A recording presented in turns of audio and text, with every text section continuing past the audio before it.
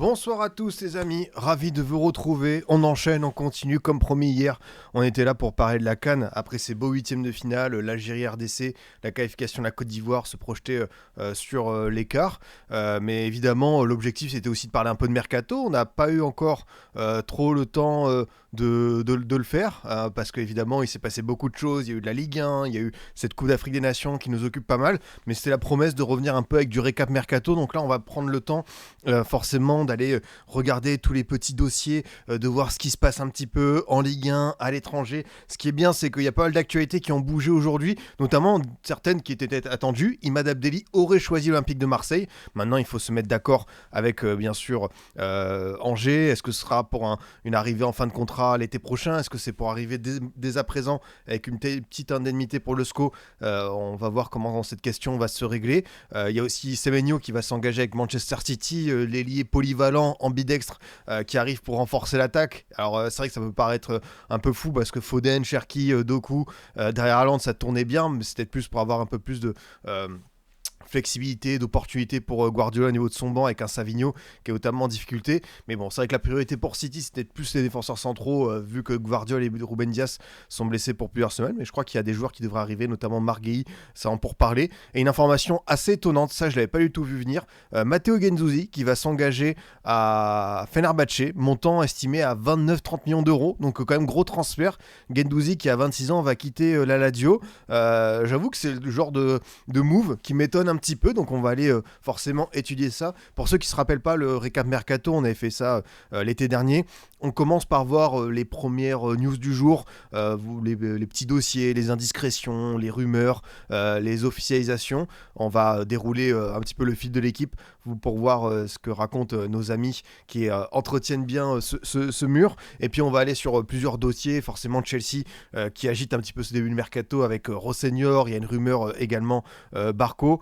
Et comme je vous le dis, petit focus sur Semenyo, Abdelli et Guendouzi. Puis bien sûr, si vous avez des joueurs, des trucs à voir, on pourra le faire. Mais surtout, bien sûr, regardez les autres officialisations parce qu'il y en a eu quelques-unes en Ligue 1. Et c'est vrai qu'on a beaucoup parlé de Nantes avec Cabella, Ganago, Machado, mais on a aussi, je crois, du mouvement à Auxerre, à Toulouse. Il y a Rennes qui est chaud pour cet hiver pour recruter un milieu offensif. Strasbourg, ça risque encore de bouger, déjà le coach, mais aussi au niveau des joueurs. Donc on va pouvoir un petit peu piocher, regarder toutes ces bonnes informations. J'en profite pour vous saluer sur le chat, vous qui êtes présents avec des habituels comme Brandon, Guavi, Matelot, Abed qui révise. Force à toi, force à tous ceux qui passent des partiels en ce moment. David, Matt, Valou PSG, j'espère que vous êtes en forme. Medouzme également, des personnes qui sont là pour la première fois et ça fait toujours plaisir comme Yannitiv, Dagger, Balmin. Merci pour ton message d'ailleurs Balmin, super sympa. Prenez pour ma part, je te reconnais depuis hors-jeu et encore plus depuis Willow, sans m'être vraiment branché sur ton contenu et ton contenu est super, contenu ainsi. Merci à toi pour ce message, ma foi très sympathique. Également Jewi et puis Soso Chat, la modératrice qui vous rappelle bien sûr, si vous aimez le contenu et si vous voulez donner de la force, n'hésitez pas comme toujours à vous abonner, à mettre des likes, des commentaires. Ici sur YouTube, en podcast, on est présent avec le code de Scipion un petit peu partout. Donc ouais, ce mercato hivernal qui s'est lancé tranquillement il y a une semaine. Il n'y a pas encore eu trop d'agitation folle, en mode, tu vois, des trucs où ça part dans tous les sens, mais c'est vrai qu'avec l'histoire Rossenior, Chelsea, Strasbourg, Semenyo qui est quand même un gros transfert je trouve en période hivernale, qui va quitter Bournemouth pour City et potentiellement voilà ce qui va pouvoir arriver en Ligue 1. Après tu as des clubs qui n'ont pas besoin de recruter ou qui ont déjà déclaré qu'ils n'allaient pas recruter. Je pense au Real, je pense peut-être au Bayern, à voir les gros clubs italiens. En Angleterre, c'est toujours particulier. Est-ce que Liverpool va pas aller sur un autre défenseur? City qui doit aussi boucler un joueur dans ce secteur-là.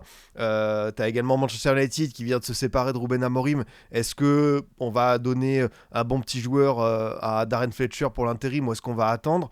Ça va être des bonnes questions, mais il y a par exemple le Barça qui va prendre Cancelo. On a évoqué le cas des Citizens. Arsenal aussi qui pourrait presque ne pas bouger. Mais l'objectif, c'est évidemment de voir les petits mouvements. C'est vrai qu'il y a des clubs qui sont gravement touchés par des blessures. Il y a la CAN, mais la CAN, elle va se terminer bientôt, mine de rien. Dans 10 jours, tout le monde rentre chez soi. Mais Monaco, tu vois, Monaco qui a encore perdu un nouveau joueur sur croisé après Minamino, c'est Salissou. Il y a également Radecki, et Mawissa qui ont fait des rechutes musculaires. Monaco, pour moi, s'ils recrutent pas, ce serait vraiment un peu hallucinant, surtout qu'ils sont encore en lice et en LDC et en Coupe de France. Donc c'est presque pour moi, quand tu me dis mercato hivernal, quel club en Ligue 1 a le plus besoin de se bouger, c'est Monaco. Et pour l'instant, c'est presque celui où t'as pas trop de rumeurs. T'as eu Mathis de Tourbet, t'as eu Gaëtan Perrin, mais t'as pas eu de trucs concrets. Et donc on va voir. Et comme le dit Lenake, bien vu, autre transfert quand même qui s'est passé en Première Ligue, qui est assez important, c'est Brennan Johnson qui quitte Tottenham pour Crystal Palace, un montant estimé à 40 millions d'euros. Il y a aussi West Ham qui a quand même recruté 2 neufs coup sur coup, dont Tati Castellanos qui a quitté la Lazio. C'est vrai que la Lazio, ils perdent coup sur coup et Castellanos et Guendouzi. Je sais que la saison, elle est assez mid en Serie A. Est-ce qu'on ne doit pas renflouer les caisses et se projeter sur la saison prochaine, être sur un truc de transition? Mais tu perds quand même un de tes neufs et Guendouzi, qui est, je pense, ton meilleur milieu de terrain dans une période assez courte. C'est quand même pas un message hyper positif envoyé à tes tifosi. Et pour la suite de la saison, mais tant mieux parce qu'évidemment on rappelle qu'il n'y a qu'un seul club à Rome et c'est sans doute pas la Lazio. Chiesa, ouais, c'est vrai que j'ai vu une rumeur Chiesa à la Juve, mais comme il y a pas mal de blessés côté Liverpool, que tu as pas mal de joueurs qui enchaînent, je me demande s'ils vont pas le conserver. On va voir pour ça. Wolverhampton, ça va pas recruter avec les saisons catastrophiques. Est-ce que Wolverhampton, c'est pas le type de club qui, sincèrement, va pas, tu vois, a pas déjà fait une croix sur la première ligue, même si c'est vrai qu'ils ont gagné contre West Ham. Mais en même temps, s'il y a bien un match qu'ils pouvaient gagner, soit c'était Manchester United et ils ont fait un partout là-bas, et sinon West Ham qui est aussi catastrophique. Mais je pense que c'est plus peut-être préparer le retour en D2. West Ham aussi, c'est super inquiétant parce que on parle beaucoup de cette première ligue avec un trio. Même si Arsenal a repris de l'avance, Arsenal, City, Aston Villa. Derrière, tu as une grosse mêlée générale, une dizaine d'équipes qui se tiennent en 8-9 points. Et ensuite, tu as un bas du classement avec, je crois, tu as Burnley, tu as West Ham qui est vraiment cata. Et pourtant, West Ham a encore bien investi. Et West Ham, ça fait un moment que ça leur pend au nez. Et Wolverhampton qui est totalement passé à côté de la plaque. Mais tu auras quand même des bons petits joueurs à récupérer quoi qu'il arrive. Mais c'est vrai que le move de prendre 2 gros neufs comme ça à 45 millions, 50 millions les deux, quand t'es 19ème, ça sent un peu le kit au double.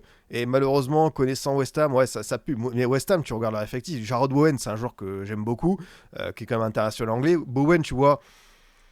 Franchement, est-ce que Bowen, c'est pas le transfert le plus évident de l'histoire l'été prochain à Newcastle pour 40 millions d'euros? Ce mec, pour moi, a vraiment une ADN Newcastle.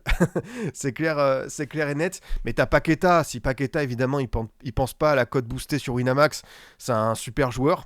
Jarrod Bowen à Aston Villa. C'est vrai que j'ai aussi la vision sous Unai Emery. Ça peut vraiment être bien sympa. Todibo, parce que Todibo, il a peut-être fait le mauvais choix. Mais Todibo, ça se relance très vite. Ça, pour le coup, j'ai pas trop de doutes. Donc, faudra faire le tri dans cet effectif. Mais c'est vrai qu'on part de loin, quoi. Tu dis ça juste pour avoir son maillot vintage floqué. Ah, je pense que vous l'avez vu, les gars. La capsule rétro qu'a sorti Newcastle, je l'ai partagé sur Twitter. Couleur rouge-bordeaux, bleu marine. Un maillot que David Ginola a notamment porté dans les années 90. Je me suis jamais senti autant Mike Pies que maintenant, quoi. Ça, c'est clair et net. Donc, la capsule, elle est vraiment propre, quoi. Donc, ouais, on va voir comment ça a bougé pour West Ham. Il y a des clubs, c'est vrai que il y a des équipes qui sont tellement en difficulté, c'est toujours ce truc de se dire on a raté notre saison, donc on doit vendre pour se mettre à l'abri, mais en même temps, si on descend, c'est encore pire. Tu peux penser à Auxerre, par exemple. Auxerre qui cherche du défenseur central, qui a pris, comment il s'appelle, Amada, qui était passé par Rennes, qui était à Crystal Palace, qui a été libéré, mais je crois que tu as un pourcentage à la revente, qui cherche aussi du renfort offensif. En Italie, tu peux penser à la Fiorentina. En Espagne, c'est quoi? C'est Gérone qui est un peu dans le dur, voir comment eux ils vont bouger. Tu as Mönchengladbach en Allemagne. Et en Angleterre, ouais, Wolverhampton West Ham, est-ce que Wolverhampton n'a pas déjà accepté la fin d'un cycle et on se reconstruit en D2, et West Ham qui tente vraiment de se sauver, mais tu sens que c'est peut-être un petit peu un château de cartes, quoi, ça peut s'écrouler, donc on va voir pour eux, quoi. Ouais, c'est vrai que De Jong, comme tu le dis, Giroud va faire Ter Stegen, et c'est une enveloppe assez, enfin j'ai lu un message juste avant que ça m'a surpris, mais c'est vrai que c'est un move qui peut paraître étonnant, mais quand je vois certains matchs de Gérone, je vais pas faire le puriste, l'hipster. Je ne regarde pas tous les matchs de Gérone, hormis, c'est vrai que la saison où ils avaient fait voilà, cette magnifique 3ème place en 2023-2024 avec Couteau, avec tous ces bons petits joueurs, Savigno qui était incroyable, Dobvik. Pour le coup, Gérone, c'est vraiment rentré dans le rang. Mais il y a un truc qui m'a toujours interpellé, c'est qu'ils ont vraiment eu toujours des gardiens très moyens. Gazzaniga qui t'a plombé sur un nombre d'erreurs, tout ça. Donc pour moi, bouger sur un gros gardien, ça se comprend. Mais Ter Stegen, tu vois, avec ses soucis physiques de dos, la situation au Barça, il doit rebondir. C'est pas évident, mais pour le coup, je peux comprendre l'idée. Et de toute façon, ils étaient obligés de bouger là-dessus, quoi. Et comme tu le dis, en plus, ils ont perdu Unai. Donc même pour le maintien, ça peut être quand même une mission complexe, quoi. On ne parle pas du recrutement de Botafogo cette année, je suis très déçu. Ah, c'est vrai que on parle plus de certains mouvements, mais une multipropriété en chasse une autre. Et t'inquiète pas que du côté de l'Alsace, celle-ci, elle va quand même être assez costaud. Donc je vous propose tranquillement d'aller se regarder les films mercato de l'équipe, voir un petit peu ce qui se passe. On va se garder les gros dossiers pour après, mais balancer quelques infos comme ça, comme on avait fait l'été dernier, c'était sympa. Mario Balotelli est toujours en activité et Mario Balotelli va découvrir un nouveau championnat sans club depuis son départ du Genoa l'été dernier. L'attaquant italien Mario Balotelli va s'engager sur Sky Sport et le journal indépendant Nico Chira avec Al Ettifaq aux Émirats Arabes Unis. Il a signé selon ses sources un contrat de 2 ans et demi. Pas mal le contrat pour se mettre à l'abri, mais c'est vrai que Balotelli, la page Wikipédia, elle commence doucement mais sûrement à s'allonger. Tu vois, je m'attendais à plus de trucs un peu loufoques après l'Olympique de Marseille. J'avoue, pour bien connaître par cœur la carrière de Balotelli, faut être un crack, mais Brescia, Monza, Adana Demirspor, F Session, Adana, puis Genoa, 6 matchs, 0 but, ça sentait la très belle idée. Mais je pensais, tu vois, qu'il y avait plus de voyages. Balotelli, c'est quand même, voilà, c'est sa première destination, on va dire, hors Europe, hors championnat européen, avec ce départ aux Émirats. Mais très clairement, Balotelli, pour moi, c'est le type de joueur qui aurait pu partir sur du Brésil, sur du Mexique, sur de la MLS, sur peut-être, même si c'est dépassé en Chine, ou même tout autre championnat exotique. Je sais qu'il y avait une rumeur à un moment dans le championnat marocain, donc à voir par la suite, mais comme tu le dis, très clairement, Guavi, je parie qu'il part avant mars 2026. On sait que Balotelli, le contrat de 2 ans et demi, ça n'ira peut-être pas jusqu'au bout. Et comme le dit Barousop, évidemment, quand on pense désormais aux pages Wikipédia à rallonge, on a une dédicace pour Tom Saintfiet, le coach du Mali. Mais mine de rien, Balotelli, 14 buts en 36 matchs avec sa sélection. C'est quand même un ratio qui est pas dégueu. Quoi. Et même, tu vois, Marseille, 8 buts en 15 matchs. Nice, 43 en 76. Le premier passage à l'AC Milan, c'est 30 en 54. C'est vrai qu'il y a eu des moments où tu sentais que c'était quand même un 9. Je peux pas dire peut-être d'exception, mais c'était un joueur qui avait ce truc à part. Quoi qu'il arrive, Balotelli, ça restera un joueur un peu inclassable. Ça, c'est clair et net, quoi. On a ensuite Miramon, une info du côté du LOS, tout juste de retour de Boca fin décembre. Il est de nouveau prêté par Gimnasia à Plata. Donc un joueur qui est arrivé, petite hype, mais c'est vrai qu'on l'a très peu vu. Je me souviens d'un match où il avait joué à Lorient, où ça avait été un peu cata pour lui, et malheureusement, ça l'a mis quasiment de facto en tribune avec la réserve. Donc le petit Miramon qui va tenter de se relancer. Et alors là, les amis, on n'a pas de Balotelli. Autre neuf toujours en activité, c'est l'immense Radamel Falcao, passé par Monaco, Atlético, United ou Chelsea, qui retourne en Colombie à Millonarios, son club formateur qu'il avait quitté à l'âge de 15 ans pour rejoindre River en Argentine. Il s'agit de son deuxième passage au club en rien de temps, puisqu'il évoluait déjà de juillet l'an passé, quoi, la saison dernière. Et là, pour le coup, il était libre depuis 6 mois, donc il rebondit de nouveau. Donc le bon Radamel Falcao. Voilà, si vous voulez un petit maillot sympa. C'est vrai que le maillot, il a son petit flow avec ce dégradé bleu assez atypique. Le logo, par contre, c'est très clairement Offenheim. Hein. On dirait Offenheim. Voilà, Radamel Falcao qui s'engage avec le club allemand. Mais c'est toujours l'occasion de se dire qu'il y a des joueurs qui sont encore en activité et que Radamel Falcao en fait partie. Ça pourrait être une bonne idée de vidéo, tu vois. Genre, c'est 10 joueurs qui sont encore en activité et auxquels on pense pas. Et Falcao, en ayant évidemment retracé leur carrière avec ce but génial contre City, ce lob sur Caballero qui m'avait marqué et qui, je pense, vous a beaucoup marqué vous aussi. Donc voilà, El Tigre est toujours présent. On a donc Semenyo, on ira juste après. Strasbourg prête Pape Demba Diop à Toulouse. Acheté l'été dernier par Strasbourg à Waregem, puis prêté à Nuremberg. 10 matchs de D2 allemande. Il a été rappelé à la surprise générale.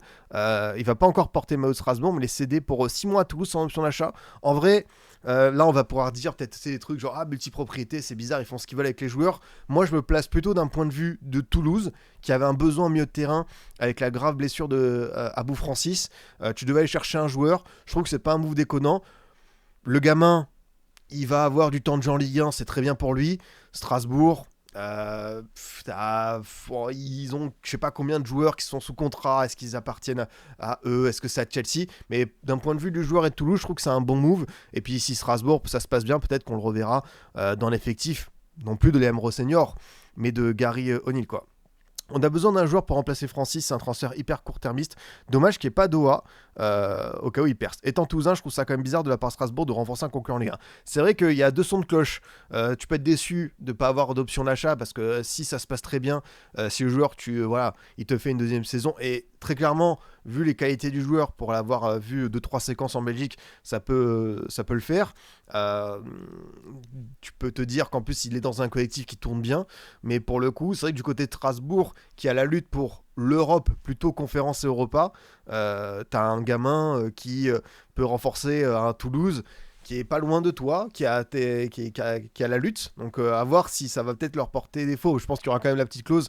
T'es gentil mon coco, mais contre nous, tu ne joues pas quoi. Enfin j'espère qu'ils y ont pensé à cette petite clause parce qu'elle fait toujours du bien quoi. Attention pépite les amis, attention pépite. Le FC Porto vient d'annoncer ce mercredi l'arrivée de l'ailier polonais de 17 ans. Je pars en apnée pour le nom Oskar Pietuzewski. Franchement, d'un seul coup, parfait. Il signe pour environ 10 millions d'euros en provenance de Jagiona, avec qui il compte 54 apparitions en pro malgré son jeune âge. Quand Porto signe un jeune joueur, on a toujours un petit coup d'œil là-dessus. On va regarder. En plus, il arrive dans une équipe où il y a déjà Jakub Kiwior, son compatriote. Donc pour l'adaptation, je trouve que c'est un bon move. Jagiona, c'est une équipe qu'on a découvert beaucoup en Pipion League, en conférence, qui a fait de beaux résultats avec notamment Pouloulou, le buteur congolais, qui a été meilleur buteur d'ailleurs de la dernière édition. Donc 10 millions d'euros, déjà à son âge, 17 ans, 54 apparitions. Donc intéressant. Le Porto de Farioli qui tourne bien en ce moment, qui va peut-être remporter le championnat. Donc un talent pour préparer l'avenir, et peut-être, on ne sait jamais, hein, parce qu'il y a des joueurs qui sont assez bankable du côté de Porto. Il y a forcément Rodrigo Mora, William Gomez, peut-être qu'on prépare déjà du côté de Porto l'après, l'avenir. Galatasaray et Fenerbahçe ont fait une offre pour Fakili, un joueur de Ligue 2 de Clermont, est au cœur d'un forcing important des deux clubs turcs déterminés à conserver leurs joueurs. Les dirigeants de Clermont résistent pour l'instant. À 19 ans, il vient de réaliser une première partie de saison performante avec Clermont, 18 matchs, 3 buts, 3 passes D. Plusieurs clubs européens ont entamé des discussions pour un élément en fin de contrat en juin 2027. Gala et Fenerbahçe ont envoyé une offre à l'équipe de Ligue 2. Pour le moment, les dirigeants clermontois n'ont pas prévu de se séparer. Les lits représentés quand même par Jorge Mendes. Donc, tu vois, je connaissais pas du tout le joueur, j'ai vu la news. Donc, sympa pour Clermont d'avoir un joueur comme ça qui peut être mis en avant un petit peu. Kalimundo passe sa visite médicale à Francfort. Comme attendu, voilà, c'est le jeu des chaises musicales. Wake est parti à Nice, hop, on fait venir un autre joueur qui, c'est vrai, n'a pas eu forcément sa chance à Nottingham. Il y a eu la blessure de Chris Wood. T'as Igor Jesus qui reste, qui a fait des bonnes choses, mais qui n'est pas encore parfaitement adapté. Et pour le coup, Kalimundo, c'est le genre évidemment de championnat, de club, on se dit que ça peut marcher. Je pense même que c'était plus cohérent pour lui de partir là qu'en première ligue. Je trouve que c'est un championnat qui correspond plus à ses caractéristiques, même au-delà, vous savez, de l'aspect la Bundesliga, ces championnats que tous les jeunes joueurs français kiffent. Je trouve qu'il n'avait pas forcément le jeu pour la PL d'un point de vue intensité, mais par contre en Bundes, je pense que ça va bien lui correspondre, et il suffit de pas grand chose pour qu'il se relance. Et c'est peut-être pas l'attaquant, on peut sentir que il est peut-être arrivé au bout, il y a des petites limites, mais dans Bundesliga, je pense que ça peut tout à fait matcher pour lui, surtout qu'il y a une place qui s'est libérée avec Wai. T'es en concurrence avec Jonathan Burkhardt, avec Michi, donc pour être, on va dire, le numéro 1 bis, je pense que ça va peut-être faire l'affaire quoi. Francfort n'est pas sur Robinho Vaz. Je sais qu'il est surveillé par beaucoup de clubs, le petit Robinho, en PL, en Ligue 1, également en Bundes. Mais à voir, est-ce qu'ils vont vraiment bouger sur lui, en sachant que tu as déjà ça. Mais si tu anticipes un peu plus loin, Michi à son âge, je sais pas quand il est en contrat, mais ce serait pas déconnant de voir Francfort bouger pour sécuriser Robinho Vaz, parce que c'est toujours la même question sur ce genre de dossier. Est-ce que t'as pas plus intérêt à aller sur le joueur pour le bloquer par rapport à tes concurrents, plus que d'avoir un besoin sportif immédiat. Là, je me place du point de vue du club, et forcément pour le joueur, c'est peut-être un peu entre guillemets bâtard, parce que la priorité c'est pas forcément le sportif, mais c'est plus de bloquer tes concurrents, quoi. Donc Kalimundo a pu voyager ce mercredi et pas dans l'après-midi sa visite médicale avant de s'engager en prêt avec option d'achat. Donc il y a bien une option d'achat pour ce petit dossier, pour ceux qui voudraient vérifier. Mike Maignan en passe de prolonger à l'AC Milan. Le gardien de l'équipe de France va renouveler son contrat. Un nouveau bail devrait le lier avec le club lombard jusqu'en 2031, en plus d'augmenter son salaire. Donc vraiment un truc longue durée. Lui qui a passé la trentaine, qui fait une très belle saison. Ce qui est marrant, enfin je sais pas si le terme marrant est approprié, mais je pense que quand même l'été prochain, il y avait un monde où le marché des gardiens allait pas mal s'ouvrir, notamment le Bayern avec Manuel Neuer. Manuel Neuer, 40 ans, il y a Urbik qui est là, mais est-ce que le Bayern ne va pas aller sur un gros gardien pour son nouveau cycle? Et je pense que Mike Maignan, il rassemblait toutes les qualités, même en termes d'un point de vue du timing, c'était le candidat idéal. Mais à Milan, voilà, c'est un club où il se sent bien, où l'an passé, ça n'a pas été simple, il y a eu des petites erreurs, mais je trouve qu'il a bien rebondi. En sélection, pour moi, il a toujours été plus ou moins indiscutable, jamais trop remis en question, mais je parle vraiment de mon point de vue personnel parce que je sais que certains, il y a eu des performances, ils ont commencé à se dire, bon, Milan c'est délicat, est-ce qu'en EDF ça va pas l'impacter? Et son seul gros tournoi international, c'est l'Euro 2024, c'était un des 3 meilleurs joueurs français avec Saliba et Koundé, donc Maignan qui continue à Milan, qui a une prolongation de contrat, ça me plaît bien, quoi. C'est vrai que j'ai pensé aussi à Chelsea, mais Robert Sanchez est pas dégueu cette saison. Donc d'un point de vue vraiment priorité, je pense que le club qui a le plus besoin d'un gardien, ça aurait pu être le Bayern, mais d'un point de vue peut-être stature, Maignan aurait pu s'en rapprocher. Ouais, ça c'est clair et net, quoi. Gueye vers un départ à City cet hiver. On parlera de City avec Semenyo. Annoncé du côté de Liverpool à quelques heures de la fin du mercato estival, Gueye est finalement resté à Palace. Les rumeurs à son propos ne sont pas pour autant calmées, puisque le défenseur central 25 ans est désormais pressenti du côté de City. Son contrat expire cet été, explique Olivier Gastner. Et si quelqu'un se présente, il y aura un moment où le club fera passer le financier avant le sportif. Je ne suis pas assez naïf pour ignorer que si City fait une offre colossale et que Marc veut partir, le transfert se fera. Pep est à la recherche de solutions pour pallier les blessures longue durée de Guardiola et Ruben Dias. Le technicien espagnol a déjà rappelé le jeune Max Allen, 20 ans de son prêt à Watford. Les Eagles pourraient donc perdre leur capitaine, également international anglais. 26 sélections, un but, alors que le club traverserait en ce moment une série de 7 matchs en victoire, toute compétition confondue. C'est vrai que Gueye, c'est la solution à court terme qui est peut-être un peu onéreuse, mais qui est facile avec la fin de son contrat l'été prochain. Et oui, Gueye, il devait signer à Liverpool, mais je crois que ça s'était fait pour une histoire de documents pas envoyés à temps. Liverpool qui devait faire et Léoni et Gueye. Et Léoni s'est fait les croiser après un seul match. Gueye n'est pas arrivé. Donc, pour le coup, tu te dis que d'un point de vue peut-être en hiérarchie, vu que Konaté ça n'a pas été simple, est-ce que même Van Dijk fait son âge, il aurait pu aller là-bas à Anfield, mais finalement City, il y a de la place aussi, même si je trouve que Ruben Dias revenait très bien cette saison.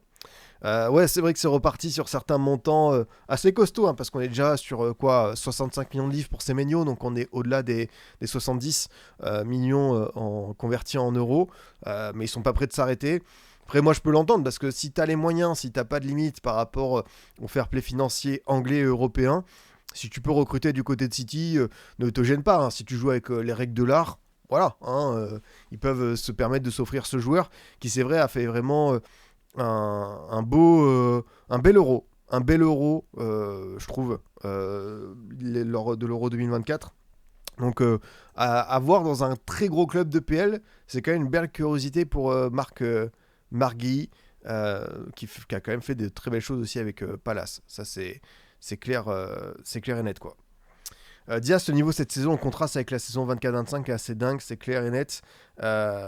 Sinon, il part libre de toute façon, donc il va partir sans souci. C'est vrai que tu as aussi ce truc, c'est que tu te dis, bon, est-ce que on peut pas en tirer un bon petit chèque, plusieurs dizaines de millions d'euros, et d'avoir un risque de se retrouver avec zéro, et derrière, avec cette somme-là, on n'est pas là, on est un club de PL, on a les moyens d'aller chercher du beau monde, même si Gueye a remplacé, ça doit pas être simple, tu vois, parce que c'est vraiment un joueur qui, je pense, en a imposé. Merci beaucoup Maxi, premier live pour moi, j'écoute toutes tes vidéos YouTube. En revanche, on parle de Lyon. On va parler de Lyon à travers le cas d'Abdelli. On a déjà évoqué l'OL dans d'autres lives avec Hendrik, mais en tout cas, merci à toi de nous rejoindre et de prendre place à ce live Mercato. Mais l'OL, on en reparlera bien sûr. Pour tout vous dire, je pense que le prochain récap Mercato, je prends déjà les devants, hein, mais on fera ça dimanche, pépère, parce que dimanche, on sera le lendemain de quart de finale de Cannes, t'auras la Coupe de France, mais on fera un petit live tranquille, je pense, pour revenir sur les dernières infos et aller sur d'autres dossiers. Un ancien bourreau du RC Lens fait son retour en Bundesliga. Il s'agit de Mikel Gregoric, l'attaquant autrichien qu'on connaît bien. 72 sélections, 23 buts, 1m93 en provenance de Brøndby, qui a déjà disputé 129 matchs sous le maillot de l'actuel 15e de Bundesliga. Et c'est lui qui avait inscrit le but de la victoire du club allemand, éliminant les 100 et or en 16e de finale d'Europa League, époque francaise, on s'en souvient, donc retour d'un ancien. Ça, on en parlait tout à l'heure, Naohiro Ahmada, désolé d'avoir écorché son nom, milieu de Crystal Palace qui signe à la JOCR, le franco-comorien, qui revient en Ligue 1. Voilà, il avait effectué ses débuts en Première Ligue contre Manchester United et là il vient de s'engager pour jusqu'en 2027, 2 années en option, formé à Istres puis à la Juve, passé par Stuttgart, il a fait aussi le Stade Rennais, seulement 3 petites apparitions. Donc un joueur qui a beaucoup enchaîné mais qui va enfin pouvoir se poser, natif de Marseille, disputer 31 matchs avec le groupe pro de Palace, donc 28 en Première Ligue. Ouais, c'est vrai qu'à l'échelle d'Auxerre, je pense que c'est pas un move déconnant, quoi. Ouais, c'est vrai que côté OL, on a beaucoup parlé d'Hendrik, mais le dénommé Narte, le jeune qui évolue en Scandinavie de mémoire, ça peut beaucoup m'intriguer ça. Et ça confirme que l'OL a quand même une cellule de scouting, de recrutement, avec des idées, parce que quand tu vois Afonso Moreira, même Pavel Chouk, le prix, on a pu le contester, mais au final, ça reste une recrue épatante. Tyler Morton, là, l'idée Hendrik, alors c'est pas l'idée du siècle si t'es un scout, mais réussir à le faire venir, c'est quand même assez prodigieux. On en verra pour Narte, mais ça pourrait être aussi le signe que l'OL va bien, va mieux, et peut quand même aller sur ce type de joueur, quoi. Ah, Gary O'Neill, nouvel entraîneur de Strasbourg, c'est officiel. Au lendemain du départ de Liam Rosseigneur pour Chelsea, son compatriote Gary O'Neill le remplace comme confirmé par Strasbourg ce mercredi. Signé jusqu'en 2028 plus une année en option. Il arrive libre de tout contrat après avoir été remercié il y a un an par Wolverhampton. Son assistant habituel Sean Derry. Philippe Coelho et Jean-Marc Wentz devraient faire partie de son staff en plus d'un autre adjoint. C'est vrai que lui aussi il passait par Bournemouth de mémoire. Gary O'Neill, à pas confondre avec Martin O'Neill, qui lui est revenu au Celtic pour je ne sais combien de fois, vu que Wilfried Nancy, malheureusement, sa mission a échoué au bout de 33 journées. Enfin 33 jours. Il a été évincé du Celtic, l'entraîneur qu'on a découvert en MLS avec Columbus Crew et l'Impact Montréal. Je trouvais que c'était sympa de voir enfin un coach français voilà, revenir, émerger, en plus d'un Régis Lebris par exemple à Sunderland. Et pour lui, ça n'a pas fait. Donc Gary O'Neill, ancien joueur qui a peut-être fait une des carrières les plus Barclays Première Ligue de l'histoire. Chapeau à lui, parce que Portsmouth, Cardiff, Middlesbrough, West Ham, QPR, Norwich, bon à la fin c'est plus des clubs de D2, mais ça sent très bon la Barclays Première Ligue de notre enfance. Donc quand même transfert de 7,5 millions d'euros en 2007. Et lui qui a du coup été derrière coach adjoint chez l'U23 Liverpool, adjoint à Bournemouth, manager de Bournemouth, 25 matchs, 0,92 points de moyenne, 63 matchs avec Wolverhampton, 1,13 points de moyenne. Mais apparemment, c'est un entraîneur avec des idées. Donc c'est juste que, bon, pour le coup, la moyenne de points, on a de quoi s'inquiéter. Mais je pense évidemment que, est-ce que désormais avec ce Strasbourg-là, des fois on se dit que la priorité c'est les résultats, c'est pas plus d'être finalement ce laboratoire, cette pouponnière pour Chelsea, vu encore une fois ce qu'on a pu découvrir comme agissement et le move de Rosseigneur, quoi. Salut Zoulette, Scorpion, l'Algérie va gagner la CAN. J'ai parlé de la CAN hier, si tu vas voir le replay sur YouTube, on a fait vraiment un gros point CAN, une bonne heure, histoire de revenir sur les huitièmes de finale. Donc la CAN, elle est traitée ici, évidemment, avec sérieux et concentration. Ensuite, qu'est-ce qu'on a d'autre comme petit article? Vers un intérim de Soldier pour remplacer Amorim. C'est vrai qu'on a dit que c'était Darren Fleischer, mais peut-être qu'il y en aurait un autre qui pourrait débarquer. United doit entamer des discussions avec Ole Gunnar Solskjaer, son ancien joueur et coach, pour assurer un intérim jusqu'à la fin de saison. Michael Carrick, également ex-Red Devils, sera aussi une possibilité. Ce qui est bien, c'est que si t'es un ancien des Red Devils, t'es vraiment le joueur clé pour peut-être assurer l'intérim, parce qu'il y a un an, c'était Ruud van Nistelrooy. T'avais eu également, comment il s'appelle, on a eu Paul Scholes de mémoire à un moment donné, ou peut-être Ryan Giggs. J'ai l'impression que les anciens de la maison sont souvent appelés au créneau. En attendant, c'est l'actuel entraîneur des moins de 18, Darren Fletcher, qui dirigera l'équipe ce mercredi pour le match de championnat Burnley, avec le retour de Johnny Evans au club en tant qu'adjoint. Tu vois, ce que je te disais, c'est là, c'est que tous les anciens ils sont présents, même Johnny Evans est aussi adjoint. Et selon The Athletic, Ole Gunnar Solskjaer serait quand même un candidat sérieux au poste d'intérimaire, alors que Ruben Amorim a été écarté lundi. Lui qui a entraîné de mars 2019 à novembre 2021. Lui qui a aussi passé, c'est vrai, de manière assez brève à Beşiktaş de janvier à août 2025. Michael Carrick également. Un autre ancien de la maison, également libre depuis son départ à Middlesbrough, doit aussi avoir un entretien. Ruud van Nistelrooy aussi. En fait, c'est tous les anciens intérimaires. Ils sont évoqués dans la danse, quoi. Pas Scholes et pas Giggs. T'es sûr qu'il n'y avait pas eu un truc de Paul Scholes, joueur-entraîneur, coach United. Je sais pas pourquoi j'ai eu ce truc. Ah, assistant. C'est ça, il a été assistant. J'étais pas loin. Tu vois, j'étais à ça. Voilà, il a quand même été dans le staff au bout d'un moment, le bon Paul Scholes. Par contre, lui, c'est vrai qu'il avait arrêté sa carrière et était revenu un an après. Ça, on s'en souvient, quoi. Et Giggs, il a jamais été, par contre, peut-être. David Moyes a nommé Ryan Giggs comme joueur-entraîneur avec effet immédiat. Ça, c'est quand même beau, quoi. Une expérience d'entraîneur que MU n'a pas souhaité. Ok, donc Giggs, pour lui, ça l'a pas fait pour le coup, quoi. Donc ouais, United qui s'est séparé de Ruben Amorim. En termes de timing, ça peut toujours surprendre, mais je pense que si vous avez écouté hors-jeu lundi, on était tous à peu près unanimes pour, à part ceux qui croyaient encore en Amorim, mais pour raconter que finalement, en l'espace d'un an, et c'est dur parce que là, il est 6ème, les résultats n'étaient pas déconnants, c'était plus en termes de progression, de stabilité, de continuité dans le jeu. Il a toujours manqué un truc pour moi, vraiment un déclic fondamental, et que j'ai l'impression que quoi qu'il arrive, même si Ruben Amorim il a sauté pour ses déclarations, c'était voué à l'échec quoi qu'il arrive, et que ça allait mal se terminer. Donc au moins ils ont préféré mettre fin à cette histoire. Neymar prolonge, on a parlé d'anciens avec Falcao et Balotelli, là c'est pareil. Neymar prolonge avec Santos et rêve de la Coupe du Monde 2026 avec le Brésil. La prolongation jusqu'à la fin 2026 de Neymar qui espère être sélectionné avec son équipe nationale pour la Coupe du Monde. Santos a confirmé dans la nuit de mardi à mercredi la prolongation du Ney jusqu'à la fin de l'année. Le contrat du Brésilien qui aura 34 ans le 5 février. Neymar va avoir 34 ans. Déjà que pour moi, Neymar qui a plus de 30 ans, ça me fait quelque chose, mais alors là, 34 ans, c'est encore plus fou. Il arrivait à l'expiration son contrat le 31 janvier. Je pense que c'était plus 2026 que 2025.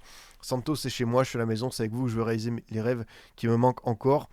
Seulement la star passée par le Barça et le PSG n'a plus été appelée en sélection depuis octobre 2023, alors qu'il compte 128 caps et qu'il en est le meilleur buteur, 119 réalisations.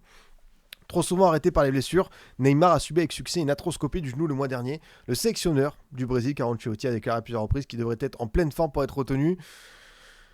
C'est un peu comme Pogba avec les Bleus, quoi. C'est des rêves. C'est beau d'avoir des rêves comme ça. Moi aussi j'en ai, et eux ils peuvent se permettre d'avoir des rêves de cette manière-là. Mais là pour le coup, je trouve que ça part de trop loin. C'est comme d'hab, est-ce que ça pourrait être un sage, un mec pour encadrer le vestiaire, tout ça, mais finalement tu bloquerais peut-être la place d'un joueur qui sera 100% physiquement. Donc non, j'y crois pas.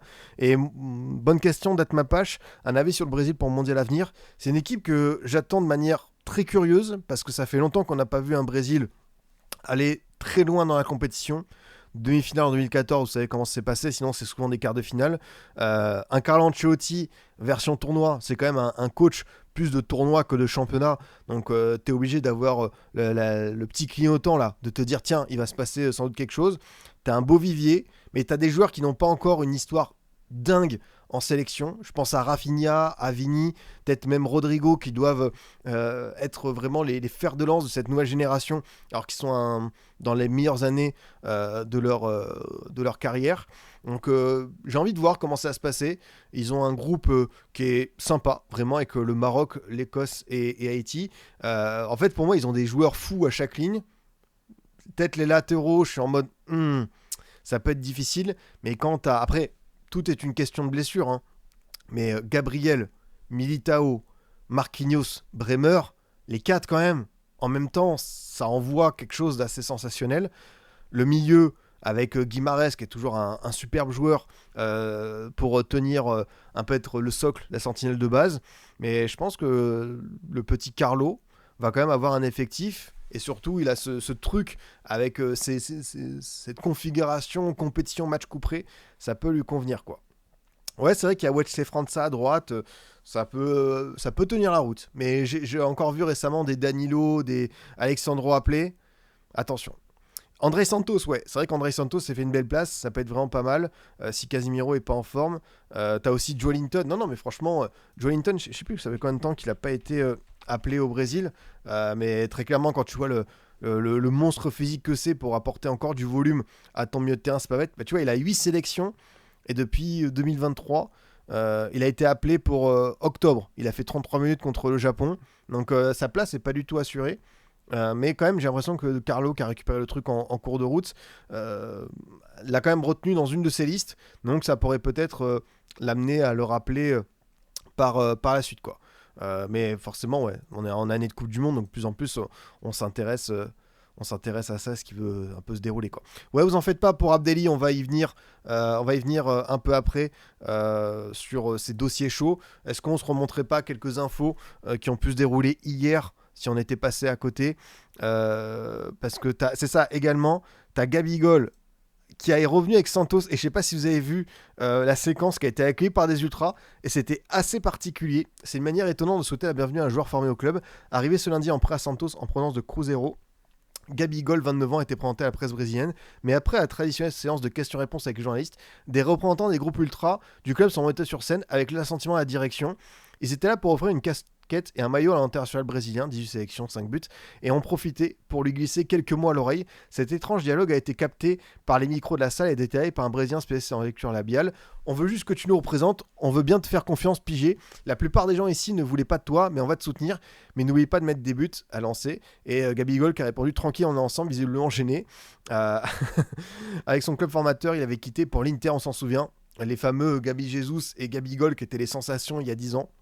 L'avant-centre a collectionné les buts, mais aussi les polémiques. Gabi Barbosa avait déjà effectué un premier retour aux sources en prêt en 2018. Après une année majuscule, 27 buts, il avait finalement refusé la prolongation de contrat du Pecché, préférant s'engager avec Flamengo. L'année suivante, il avait célébré un but inscrit contre Santos en exhibant son tatouage de la Copa Libertadores, remporté avec le club Carioca la même année. Rebelote en 2020, quand l'ancien Interiste s'était bouché les oreilles après un nouveau but face à son club formateur. Depuis, Gabigol a souvent été blessé par les supporters de Santos lors de ses différents retours. On est sur quelqu'un qui pour lui, quand on parle de le respect, de pas trop célébrer contre son ancien club, tout ça, lui il s'en fout, et ça a l'air d'être un sacré énergumène. Donc on regarde pas tous les matchs du championnat brésilien, mais très clairement, avoir un petit coup d'œil sur les relations avec Gabigol et Santos, ça peut être assez explosif, quoi. C'est vraiment du je t'aime moi non plus, quoi. Ça c'est clair et net, quoi. Donc on va voir comment ça va se passer par la suite pour le bon vieux Gabigol. Flick sur Cancelo, si nous le recrutons, j'en serais ravi. En conférence de presse à la veille de la demi-finale de Super Coupe d'Espagne, Andy Flick a été interrogé sur les négociations à venir pour enrôler l'arrière droit d'Al Hilal. Un prêt de 6 mois est proche de les finaliser. C'est vrai qu'on a eu le Here We Go. Cancelo, 31 ans, est sous contrat avec le club saoudien jusqu'en 2027. C'est une excellente option, il a beaucoup de qualité. Nous avons maintenant la possibilité de recruter un joueur capable de renforcer un potentiel offensif. C'est vrai que le couloir droit Yamal Cancelo, ça me parle. T'auras Koundé qui a peut-être sans doute rebasculé dans l'axe, qui a été très fatigué pendant ces 5-6 mois, qui n'a pas été à son meilleur niveau de performance. Donc avoir à la fois un concurrent et même un joueur pour le soulager et peut-être le confiner à certaines tâches défensives, ça peut être quelque chose d'assez légitime, quoi. Et si Daramy quittait Reims, sous contrat avec Reims jusqu'en 2028, Mohamed Daramy, 23 ans, souhaiterait quitter le club de Ligue 2 sur le média danois. Tips Ladet, blessé à un genou en début de saison, puis une cuisse durant l'automne. C'est vrai qu'il a enchaîné les blessures, alors qu'il y a une vraie hype sur lui. Revenir à Copenhague où il a évolué dans la plusieurs saisons. À Reims, le bilan, c'est de 6 buts en 33 rencontres. Mais c'est vrai que c'était un peu une pépite. Il y avait une hype vraiment à ce niveau-là qui était assez folle, quoi. Cancelo sera plus utilisé à gauche qu'à droite, je pense. En vrai, moi, je pense que Baldé à gauche, ça va rester avec Gérard Martin, mais Gérard Martin qui peut aussi occuper l'axe. Et je pense vraiment qu'il vient pour être à droite et notre ami Koundé qui peut rebasculer dans ce sens, quoi. Mais ouais, Daramy, quand il arrive à Reims, il y avait un peu ce truc frisson en mode Reims est capable de mettre plus de 10 millions sur ce joueur. Et c'est vrai que c'était l'époque où on était tous un peu en mode waouh, ça va chercher des joueurs, les Japonais Ito Nakamura, Balogun, Teddy Thomas, Richardson. C'est vrai que Reims, à un moment donné, avant leur descente, ils ont eu cette période de 2-3 ans où je pense que beaucoup considéraient que c'était le club qui recrutait le mieux en France. Et il y avait de quoi. Après, ça a totalement dérapé malheureusement pour eux, avec tous les résultats catastrophiques qu'on a pu connaître. Mais bon, s'ils reviennent en Ligue 1, je pense qu'ils ont quand même une bonne politique de recrutement, ça pourrait vite rebondir. J'ai vu qu'ils étaient sur Yacine Benatab de Nantes, qui a un temps de jeu qui a vraiment grandement diminué, qui est vraiment un peu tricard. Et lui, pour le coup, le voir en Ligue 2 à Reims, je pense que c'est une belle option, quoi. Mouazassen qui a signé au Red Star, le Red Star 3ème de Ligue 2 qui a annoncé la signature de l'ancien gardien de Caen. Et on a Timothée Pembele, c'est vrai, qui est de retour du Havre, défenseur gauche. Après avoir enregistré le départ de Younes Namli, le HAC a officialisé le retour en prêt de Pembele, le défenseur polyvalent, et comme annoncé par l'équipe, prêté sans option d'achat jusqu'à la fin de saison par les Black Cats. Il avait déjà évolué l'an dernier au HAC, et avait été un élément important, c'est que je me souviens qu'il avait marqué un but assez déterminant. Par contre, on en parle quand même du flow, de poser sur la pelouse enneigée, quoi. C'est vrai qu'on a eu quelques images, franchement, de pelouse enneigée. J'ai vu la Beaujoire, j'ai vu la Baie des Champs. Et c'est vrai que les stades de foot avec cet effet blanc, il y a un petit truc un peu super. Après, désolé pour l'hashtag analyse bandeur de météo, mais c'est vrai que je trouve que ça apporte une aura différente dans ce sens. D'ailleurs, j'espère que pour vous, la neige, ça vous a pas trop embêté, paralysé pour aller au boulot, pour aller à l'école ou à l'université. Mais très clairement, là, on est. Par contre, photo, Timothée Pembele, j'ai l'impression que là, en voyant, il a vraiment pris 2-3 ans, quoi. Parce qu'il a toujours eu une bouille de jeune, mais c'est vrai que ça a pas mal. Et Namli, pour répondre à ta question, je crois qu'il a déménagé aux Pays-Bas. Je crois que le club, c'est Venlo, je sais plus exactement lequel c'est. Lui qui a fait quelques apparitions en Ligue 1, 31 ans, Pexol, c'est ça, exactement, qui est arrivé là, qui a fait 12 matchs en Ligue 1, une passe D, et qui n'a pas souvent été titulaire. Donc ça, dans quelques années, se souvenir que Younes Namli a joué au HAC, c'est le genre de choses qu'il faudrait chercher loin. Je pense qu'on a fait pas mal le tour des rumeurs mercato. Si vous voulez, oui, on peut aller directement sur les gros dossiers et commencer par Imad Abdelli qui veut rejoindre l'OM.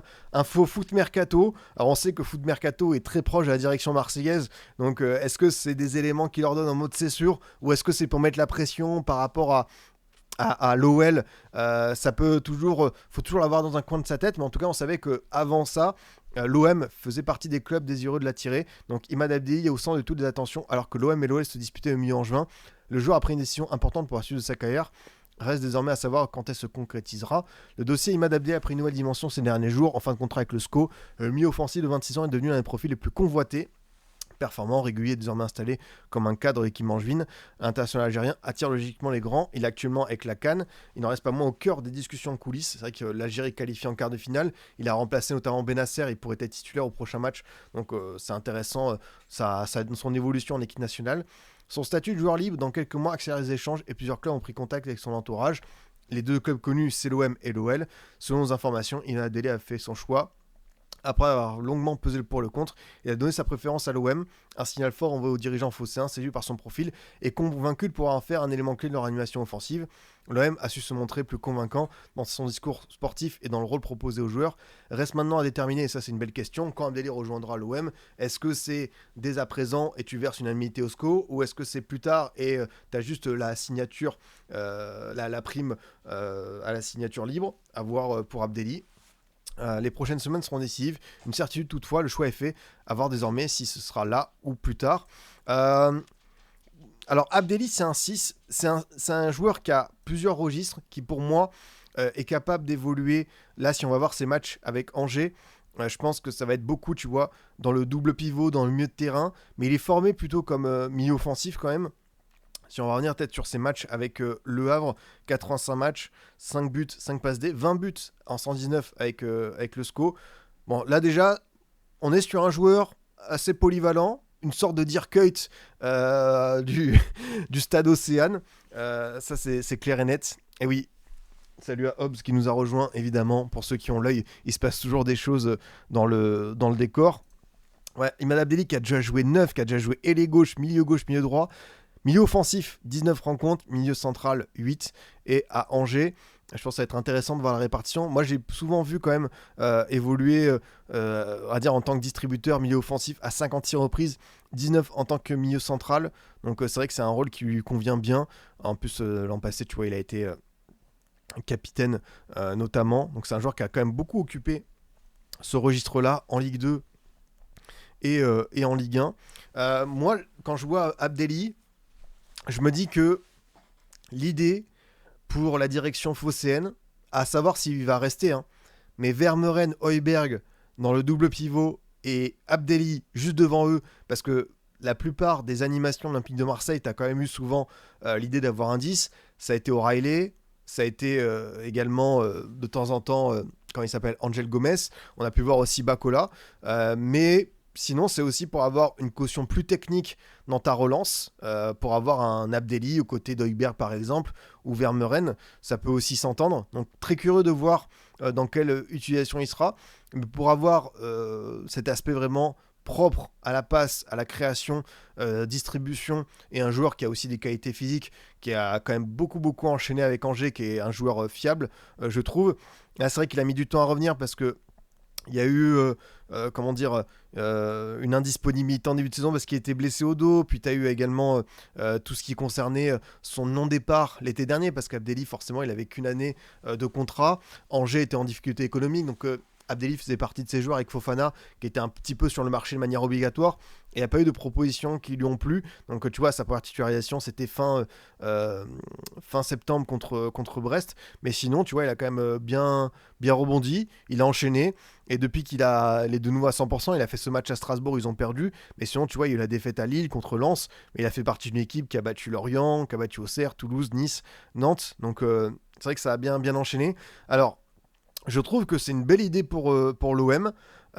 Mais je me demande en même temps, s'il arrive là, est-ce que, vu le roulement des joueurs olympiques de Marseille, si Abdelli, dans 6 mois, on apprend qu'il y a une offre de prêt avec option d'achat de la part de Trabzonspor, de Beşiktaş, du Genoa, parce qu'évidemment, le Genoa, c'est toujours un club qui revient dans la balance.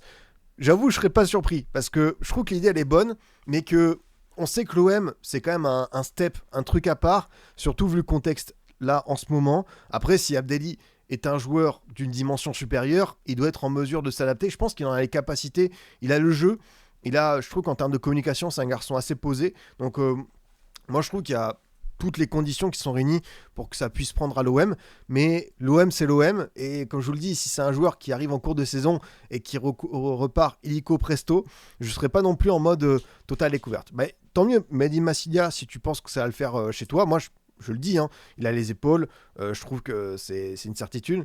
Abdelli est absolument monstrueux, il n'y a rien à voir avec Unai à l'époque, il est 1000 fois plus fiable. Alors, je ne fais même pas la différence par rapport à Unai, c'est par rapport à tous les joueurs, tu vois, qui sont passés par l'OM, qui vraiment, tu vois, des éléments, tu sais, je pense au Luis Suarez, au Malinowski, à des Benasser, tu vois, des joueurs qui sont arrivés, qui sont très vite repartis. C'est un des clubs où c'est le plus fréquent de voir des durées de vie vraiment à court terme, des joueurs qui ne s'adaptent pas, où tu te dis que des fois, financièrement, mieux vaut faire une belle opération, une belle marge. Mais pour le coup, en termes de prix, en termes d'âge, en termes de style de jeu, si Abdelli repart au bout de 6-7 mois, je trouvais ça un peu frustrant. Mais je pense que ce garçon mérite ce club, ce tremplin. À Angers, ça s'est très bien passé. Bravo au SCO de lui avoir donné un peu plus d'épaisseur. Il y a Monaco aussi, où je me disais, tiens, Monaco, il y a des problèmes d'effectifs, ça aurait pu être pas mal. L'OL, je trouvais que c'était bien. avec, tu vois, pour apporter pareil de la profondeur de banc. T'as Morton qui fonctionne très bien, Tolisso aussi, Tessman ça peut être un peu plus des à-coups, mais Tessman on sait qu'il peut être également dans la défense à 3 et tu peux mettre Abdelli Morton, Tolisso un peu plus haut, ou alors tu peux inverser les deux derniers, ça peut être assez sympathique, donc on va voir quoi. Déjà, il arrive devant Angel Gomez et il sera en concurrence avec Junior Traoré. Bah, ça c'est clair et net. Je pense que Ahmed Junior Traoré est un joueur capable d'évoluer dans tous les registres de l'attaque. Donc c'est bien d'avoir cette polyvalence. Lui qui s'est remis de sa longue blessure. Angel Gomez qui a été envoyé en tribune pour le match de Nantes. Ça sent quand même le départ. Voilà, Angel Gomez, t'es allé chercher un international anglais libre en Ligue 1. Il y a un gros salaire. J'ai l'impression qu'il ne s'est pas imposé totalement. Mais c'est pas non plus catastrophique. Hein. Je pense qu'Angel Gomez, c'est beaucoup de 5 sur 10, mais c'est pas non plus tout le temps des 3 sur 10. Hein. Il a souvent servi de tête de turc, donc il faut des fois un peu temporiser. Mais c'est le type de joueur, comme je l'ai dit tout à l'heure, par rapport au Benacer, Malinowski, Luis Suarez, il s'est pas suffisamment bien adapté, donc du coup tu peux le faire partir. O'Reilly, c'est un prêt. Est-ce que tu peux le casser en fin de... comme ça? C'est un prêt sans option d'achat de mémoire. Donc, en vrai, le joueur a fait des belles choses en septembre, mais depuis, c'est un peu soit anecdotique, soit fantomatique. Donc malheureusement, je me dis, il est là. Est-ce que tu casses le prêt ou alors tu essaies quand même de le garder pour la profondeur de banc? Moi je me dis, autant continuer jusqu'au bout de la saison pour notre ami Matt O'Reilly. Angel Gomez, c'est un flop étonnant pour personne ne pouvait s'y attendre. C'est vrai que les supporters du LOSC avaient alerté notamment sur sa condition physique et souvent les Marseillais, et je fais pas une généralité, mais j'en vois certains. Quand on parle des recrues marseillaises, c'est vrai que elles ont une aura quand elles débarquent où c'est des mecs intouchables. Les Egan Riley, les Angel Gomez qui arrivent libres, c'est des coups géniaux d'un point de vue du mercato. Pareil pour Milik, tu vois. Naples, les derniers suiveurs de Milik à Naples, ils avaient dit non mais c'est pas dingue. Et franchement, on leur était tombé dessus. Et c'est vrai que quand tu es supporter d'un club, que tu suis à 100% l'évolution d'un joueur, et tu vois que c'est pas forcément hyper convaincant, t'as quand même, je trouve, tu peux être dans le clubisme, le supporterisme, mais t'as quand même cet œil du mec qui voit le joueur à chaque match, et je trouve que ça peut s'entendre, ça peut être légitime, quoi. Et Raleigh, j'y crois encore, c'est mon chouchou. T'es bien accroché, Made in Massilia, quoi. J'avoue, le match de Nantes était compliqué. Pour moi, je l'enterre pas, mais tu vois, s'il y a une offre là qui tombe, fin de mercato, 8 millions d'euros de Norwich, je serais pas étonné. Je pense qu'Egan Riley pourrait rejoindre la catégorie de joueurs que j'ai bien cité avant. Donc, beau step pour Abdelli en résumé. J'aime bien cette idée. J'aimerais le voir. Je sais pas si ce sera dans le double pivot un peu plus haut, quelle sera son utilisation, mais je pense qu'il est prêt pour cette étape.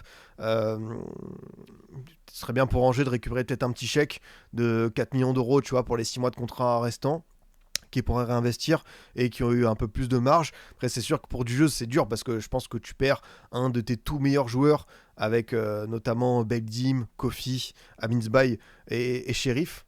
Mais voilà, Abdelli, il y a aussi des contextes financiers qui ne se refusent pas, quoi. On était en galère, on a fait des coups gratuits, on était content, point.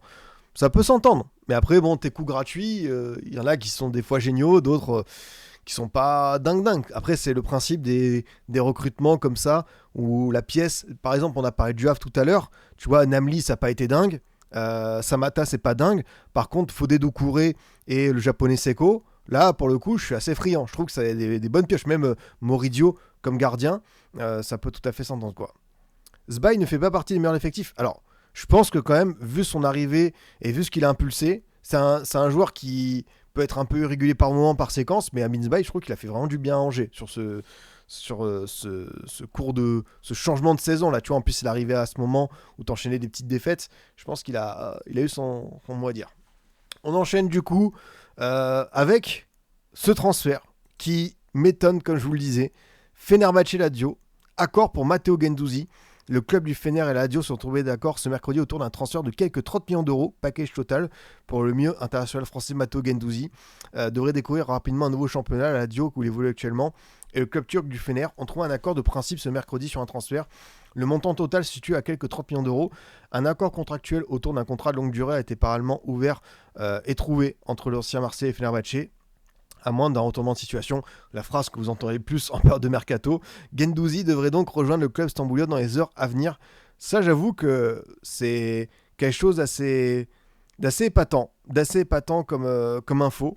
franchement, je me dis que il arrive à un moment où peut-être je sais pas si la page équipe de France s'est refermée, 14 sélections, mais tu vois, dans la hiérarchie, surtout que Deschamps a souvent fait appel à lui, il était peut-être 7e, 8e en vue de la Coupe du Monde, à voir si le transfert au Fener va changer quelque chose. Là, il est à la Lazio qui, après 18 journées, ils sont combien du coup? Ils sont 9e, 24 points. C'est pas dingue. Un effectif où on voit qu'il y a quand même beaucoup de changements. T'as eu le départ de Castellanos, milieu de terrain, ouais, t'as Rovella, t'as Guendouzi, t'as Basic qui est là, t'as Cataldi, t'as Reda Bayan qui sont présents. T'as toujours quelques joueurs. C'est vrai que t'as Nuno Tavares qui est revenu, qui a été même cédé par Arsenal de mémoire, Luca Pellegrini, tout ça. Mais pour le coup, la Lazio, j'ai l'impression que c'est un peu une saison où ils sont rentrés dans le rang, avec toujours le bon vieux Maurizio Sarri qui est présent. Ouais, t'as Loum Chaouna qui avait quitté le club l'été dernier. Donc ouais, j'ai l'impression que t'anticipes peut-être une non-qualification en Coupe d'Europe, où tu t'as dit que Guendouzi, 26 ans, tu le vends 30 millions d'euros. C'est aussi une offre qui peut s'entendre et difficile à refuser. Guendouzi qui a quand même connu pas mal de choses dans sa carrière, hein. Le PSG chez les jeunes, Lorient, le transfert à Arsenal assez tôt, le prêt à l'Hertha, retour à Arsenal, mais du coup Marseille. Marseille où il a été acheté 11 millions d'euros. Marseille où ensuite il est parti à la Lazio, qu'il a vendu 13. En vrai, désolé les Marseillais, c'est pas une balle perdue, mais oui, tu as raison de le dire. Il est parti pour 13 millions de l'OM. L'OM, il faut apprendre à vendre. Parce que Guendouzi, qui à cette époque-là, du coup, avait 22 ans, donc 24 ans, milieu international français. C'est une sélection top 3 FIFA. Alors même s'il n'est pas titulaire, mais quand tu vois que derrière, il le vend 30 millions, ouais, minimum Guendouzi, tu dois réussir à le vendre 20-25. C'est vrai que c'est le truc où je pense Longoria, Benassia peuvent réussir à faire de bien meilleures ventes à vendre quelqu'un d'autre que le Genoa. C'est vrai, quand c'est pas nos amis du Genoa, ça peut être délicat. Le pire, c'est que beaucoup étaient contents de la vente, mais je crois que le package total c'était 18. Ah ouais, même 18, tu vois, je suis pas satisfait. Pour moi, tu dois rajouter, tu dois aller à minimum 25. Tu peux pousser parce que c'est quand même, encore une fois, joueur international. Et même si je sais que Guendouzi, parce que c'est un joueur agaçant, faut le dire, hein, objectivement, je pense qu'il peut énerver. On préfère l'avoir avec soi que contre soi, mais ça reste quand même un milieu de terrain sympa, qui a un petit plafond de verre, mais qui a aussi de grosses qualités, qui a quand même été à un moment donné un des meilleurs joueurs de l'OM. Je sais que beaucoup critiquaient ses présences en équipe de France. Je ne suis pas un fervent défenseur de Guendouzi, mais moi je m'attache au terrain, et les performances de Guendouzi, franchement, elles étaient ok, elles étaient bonnes dans le contexte on l'appelle, à savoir le 5e, 6e homme du milieu de terrain. Si on faisait appel à lui comme titulaire indiscutable, oui, évidemment on attend bien plus d'un joueur indiscutable en équipe de France, mais pour le coup Guendouzi, il m'a jamais déçu. J'étais là en mode, qu'est-ce qu'il fait là? Il y a le syndrome de l'imposteur. Non, là c'est clair net quoi. On avait refusé des offres d'Aston Villa de 30 millions parce qu'on voulait 35-46 mois avant. Ah là, les fameuses offres que tu refuses et derrière ça se fait pas quoi. Ah mais c'est un joueur complet quoi, il sait à peu près tout faire au milieu de terrain, et du coup une nouvelle direction pour sa carrière. Lui ça qui a évolué souvent en tant que milieu central, qui a été une fois milieu offensif. C'est vrai qu'il avait fait une belle bagarre dans le derby de la Roma. C'était avec qui déjà qui s'était envoyé? Non, il y a eu Manu Koné avant, et là pour le coup c'était qui d'autre? Je sais plus avec qui il s'était vraiment fracassé, Guendouzi. Parce que oui, évidemment, AS Roma, carton rouge. Je sais plus c'était quoi déjà l'histoire. Matteo Guendouzi suspendu 2 matchs pour insulte à l'arbitre. Ah, il s'était pas embrouillé avec un Romain. Très critiqué après le derby romain, expulsé par l'arbitre, Guendouzi a été suspendu 2 matchs. Auteur notamment d'une simulation grossière, le milieu de terrain a été expulsé en fin de match pour avoir insulté l'arbitre. Il a été expulsé quelques instants après son partenaire Reda Benayan. Du côté du Genoa, justement, bah là on a reparlé, Patrick Vieira qui aussi est copé d'une amende de 15 000 euros pour truc contre les... Dybala, réussir à s'embrouiller avec Dybala, faut le vouloir quand même. Parce qu'il y a des joueurs qui sont un petit peu dans une dimension supérieure, je vais pas dire propre et tout, mais ah oui, c'est Dybala quand il monte son protège tibial de la Coupe du Monde. C'est vrai ça. Vous me débloquez des souvenirs alors que c'était il y a pas longtemps. Et comme le football, il y a tellement de matchs qui s'enchaînent, ça peut être ça quoi. Bah, c'est vrai qu'ils ont l'air de s'apprécier là. Là, vraiment, on sent une certaine proximité.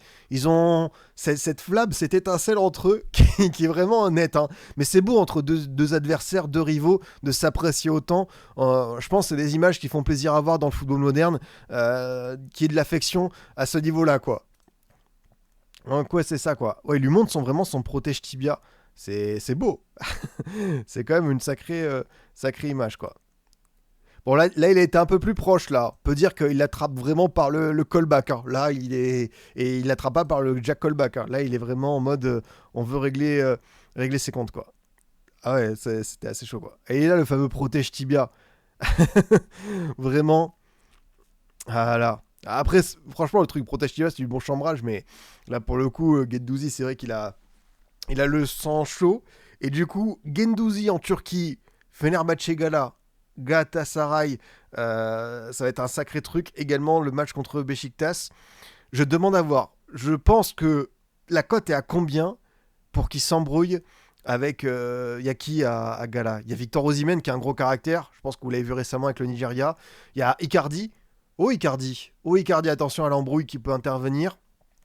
T'as Lucas Torreira, son ancien coéquipier d'Arsenal. Ça pourrait être aussi rigolo. Mais Osimhen, Sané, très clairement. Sané, je le vois bien s'agripper comme ça. Mais Osimhen, vu que c'est un caractère volcanique et que Guendouzi est dans la même fibre, je pense que ça peut faire des étincelles. Très clairement, ouais. Ça, on est bien d'accord.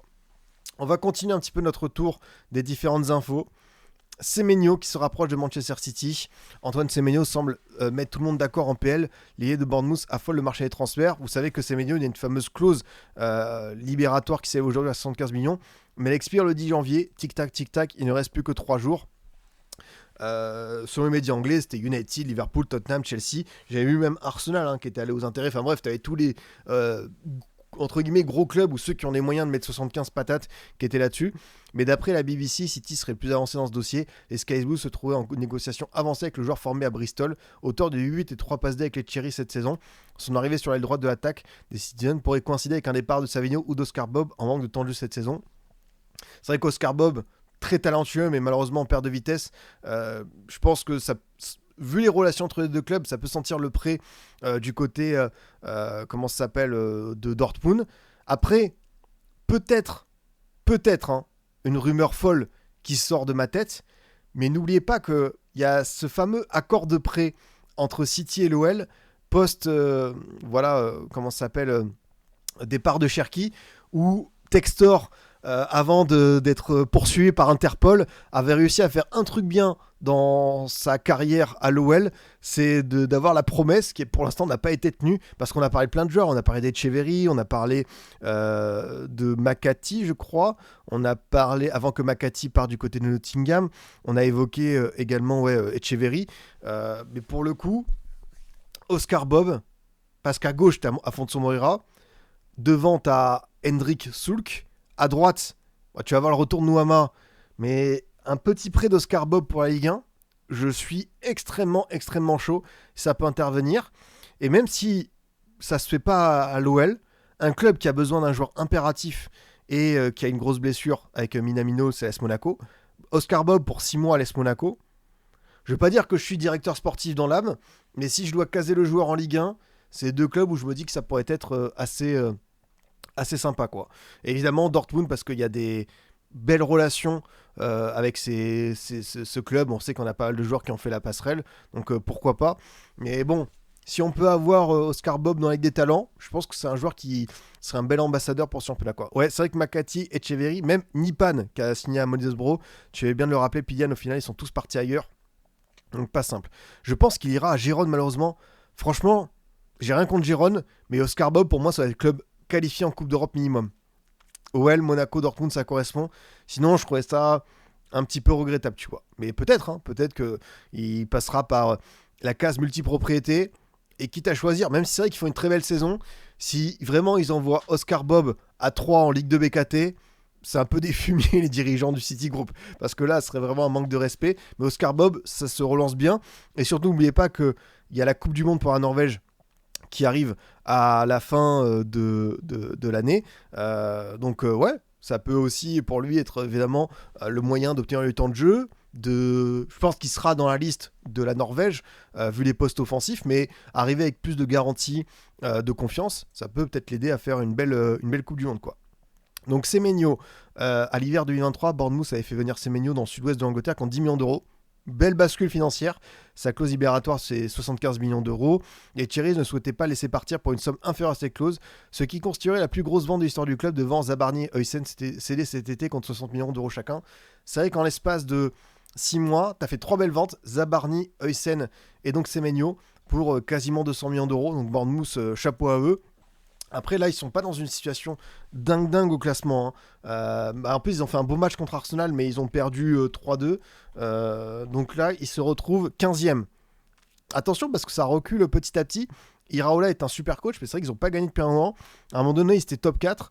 Donc, à force surveiller ça. Il y a eu ce match fou contre United qui a fait 4-4 et ça a été regrettable. Là, ce soir, ils reçoivent Tottenham, autre équipe un peu instable. Donc, pourquoi pas avoir un Bournemouth qui retrouverait le chemin de la victoire. C'est vrai que t'as Semenyo, Evanisson, Kluivert, t'as Kroupi qui a marqué un beau but extérieur de la surface. À voir si le départ de Semenyo, je pense qu'ils vont aller sur un autre profil d'ailier. C'est une équipe intéressante en PL, mais pour le coup, là, ils sont vraiment dans un petit trou. Mais Iraola, à voir comment il va réussir à repartir pour ça. Et Ouattara est parti pour 40 briques. C'est vrai que tu fais bien de mentionner Ouattara, qui a rejoint Brentford pour un beau montant également. C'est vrai que c'est un club qui vend bien. Et Kerkez, c'est vrai, Kerkez. Mais en l'espace de 6 mois, c'est 300 millions, quoi. Chapeau à eux. Et Kerkez, de mémoire, c'est 55 à peu près. Donc, ça vend très très bien. Antoine Semenyo, on en dit quoi? Semenyo, qui est quand même un joueur très souvent décisif, qui a passé un petit step, je trouve, la saison dernière, qui a un profil d'ailier capable d'évoluer des deux côtés, ambidextre. Je pense que c'est le genre de joueur qui ferait le bonheur de beaucoup de coachs. Est-ce que c'est cher, 75 millions d'euros? Oui et non, parce que tu es sur un transfert intra-club PL, donc quoi qu'il arrive, tu sais que tu rajoutes, on va dire, une espèce de taxe fictive de 20-25 millions d'euros, tu augmentes la valeur du joueur, mais tu es sur un joueur qui a 26 ans, qui a quand même pas les stats les plus dingues, mais par ses capacités d'accélération, ça en fait un joueur un peu unique en première ligue. Il n'a cessé de progresser, d'être un élément hyper déterminant.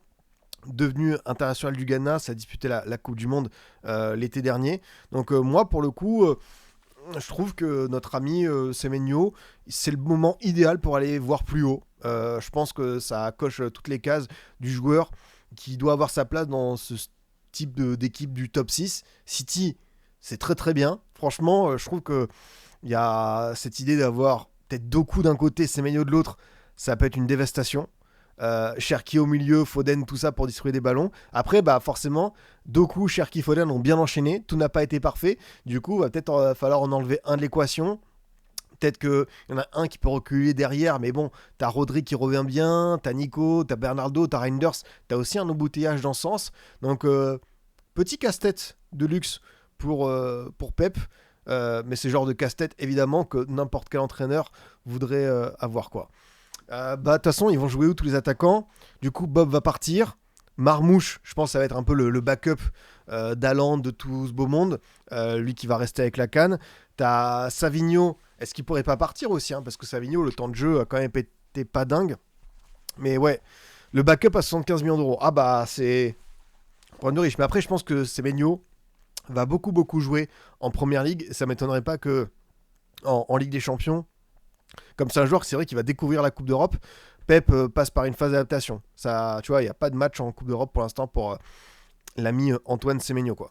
Mais moi, je suis content pour lui parce que c'est un joueur, tu vois, qui a été repéré, qui a fait des centres de formation, qui est parti. Son centre de formation, c'était quoi du coup, lui, c'est Bristol, c'est ça, qui a été repéré par Bristol, qui a fait, tu vois, des clubs un peu du Newport. Il a fait aussi Sunderland, où il a fait 4-5 mois en prêt, et il y a eu vraiment ce déclic pendant quelques saisons à Bristol avant d'aller à Bournemouth. Tu vois, c'est vraiment un joueur qui est parti de l'échelon bas du football anglais et qui arrive à City, top club. Donc d'un point de vue du joueur, moi j'aime bien ce genre de trajectoire pour eux. Après, est-ce que ça a matché parfaitement avec City? Je ne sais pas. D'un point de vue plus terre à terre, je trouve que Semenyo pour l'après-Salah, même si c'est pas tout à fait le même type de joueur, on s'en convient, mais en termes de transmission, passer le relais, je trouve que c'était plus logique. Maintenant, bah voilà, c'est City qui a lâché le montant désiré, quoi. Ça, c'est clair et net. On va aller sur notre dernier dossier, les amis, et pas des moindres. Chelsea, Strasbourg, euh, nos, notre multipropriété préférée qui ne cesse pas de faire des étincelles. Avec le départ de Liam Rosseigneur pour Chelsea, maintenant que Enzo Maresca est étège, c'est officiel, ça a été annoncé par les Blues. Donc Rosseigneur a donc décidé de relever ce défi. Comme d'habitude, négociation extrêmement délicate, très compliquée. On imagine qu'entre les deux directions, ça n'a pas été évident de trouver un accord, de réussir à se serrer la main. Parce que ça n'a pas été. On a vraiment senti que ça a mis du temps à se lancer. Ça a été très tardif pour aboutir sur cet accord. Mais comme on est sur des personnes qui avancent en bonne intelligence et qui se connaissent très bien, évidemment, c'est le triomphe à la fin du football, de tout ce qu'on aime. Moi, enfin, comme d'habitude, j'en veux pas à Rosseigneur parce que refuser Chelsea à son âge et dans sa carrière, c'est inconcevable. Donc tant mieux pour lui. D'ailleurs, il a dit, y a des décisions qui changent une vie. J'aimerais Strasbourg pour le reste de ma vie. Je pouvais pas dire non. Chelsea est un immense club. Mercredi, je me réveillerai comme entraîneur de Chelsea. Comme pour un joueur, c'est une chose dont on rêve. Ça, je l'entends. C'est plus évidemment l'histoire multipropriété. Tout ce qui peut représenter des dérives. Je pense qu'à Strasbourg, on a atteint ce point de non-retour. Et quand on parle de Strasbourg, ça ne veut pas dire qu'on ferme les yeux sur les multipropriétés, et je pense qu'on l'a souvent évoqué ici, l'OL avec Botafogo, Nice qui est totalement délaissé par Ineos. Moi-même, je suis dans une multipropriété où j'en ai été dans une qui est peut-être celle qui schlingue le plus, Bordeaux, Boavista, Boucron, où tu as deux clubs qui sont décédés, et l'autre où c'est pas non plus une situation reluisante. Je peux pas vous faire un dessin, mais Strasbourg, Chelsea, c'est là où ça a été, je trouve, le plus déterminant, où ça allait le plus loin, parce que tu as le capitaine qui est prêté, qui arrive en cours de saison. Le capitaine, c'est déjà une image certaine. Et là, pour le coup, Rosseigneur, c'est le coach, tu vois. Tu fais bouger le personnage central du club en cours de saison. Alors évidemment, Gary O'Neill arrive, voilà. On sait que... En fait, je pense qu'on se mette tous d'accord. Le projet, il est clair et net.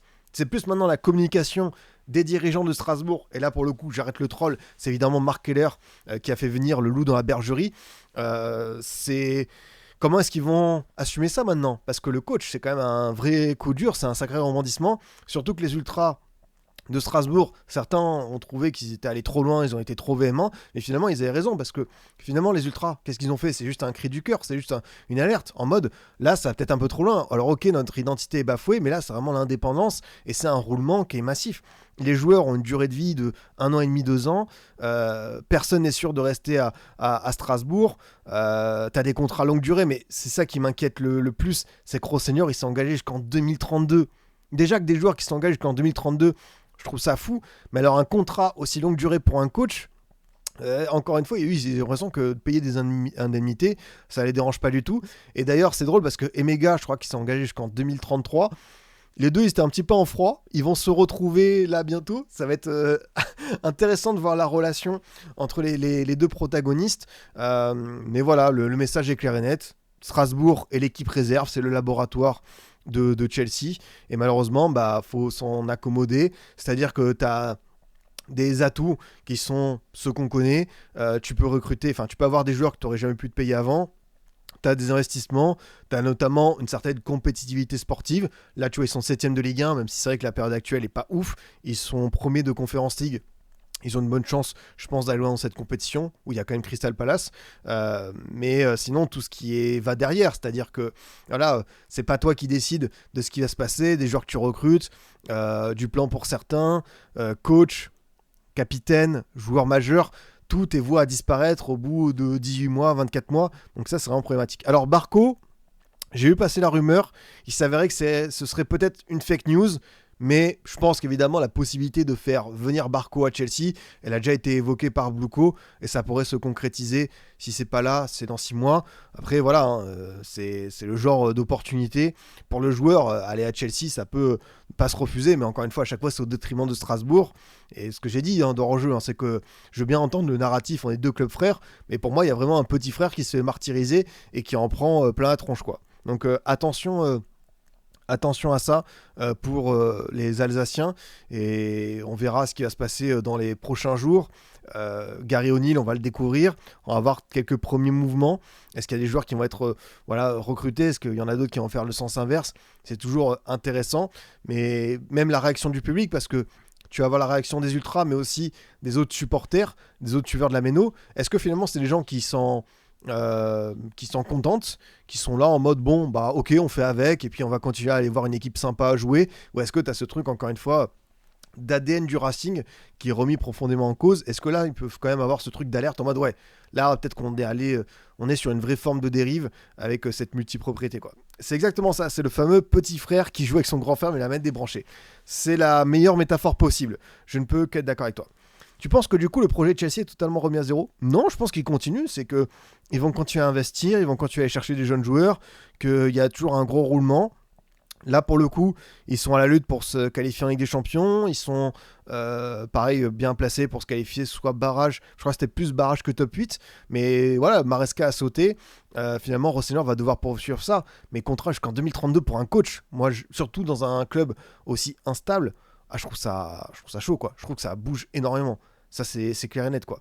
Donc, non, de toute façon, Chelsea, t'as quand même un effectif sympa de base. T'as toujours 2-3 postes, tu peux te dire, bon, ils peuvent peut-être faire mieux. Mais là, pour le coup, t'as été touché par des blessures. T'as une fin compliquée pour Maresca. Mais tu vois, ils sont allés chercher ce nul du côté de comment il s'appelle de City. Rosselló, il débarque après avoir été dans une dynamique pas ouf en Ligue 1 avec Strasbourg. Il récupère quand même un effectif avec Cole Palmer, Moses Caicedo, Reece James, Enzo Fernandez, Marco Correa. Pour lui, c'est vraiment le jackpot, quoi. Enfin, c'est un effectif, il aurait jamais pu l'avoir avant d'être dans ce truc de Blueco, multipropriété. Encore une fois, moi, j'en veux pas. Enfin, c'est une bascule qui est assez dingue, quoi.